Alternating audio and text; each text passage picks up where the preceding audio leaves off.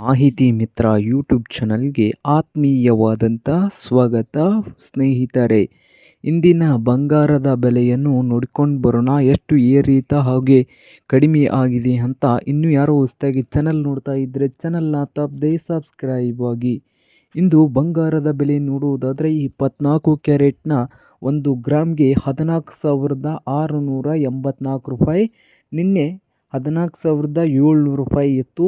ಇವತ್ತು 22 ರೂಪಾಯಿ ಮಾತ್ರ ಕಡಿಮೆ ಆಗಿದೆ 1 ಗ್ರಾಮ್ಗೆ.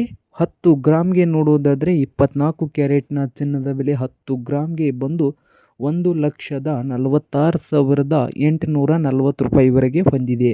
ನಿನ್ನೆ 1,47,000 ರೂಪಾಯಿ ಇತ್ತು. 1,46,840 ರೂಪಾಯಿ ಆಗಿದೆ, ಇಳಿಕೆ ಕಂಡಿದೆ ನೋಡಿ 24 ಕ್ಯಾರೆಟ್ನಲ್ಲಿ.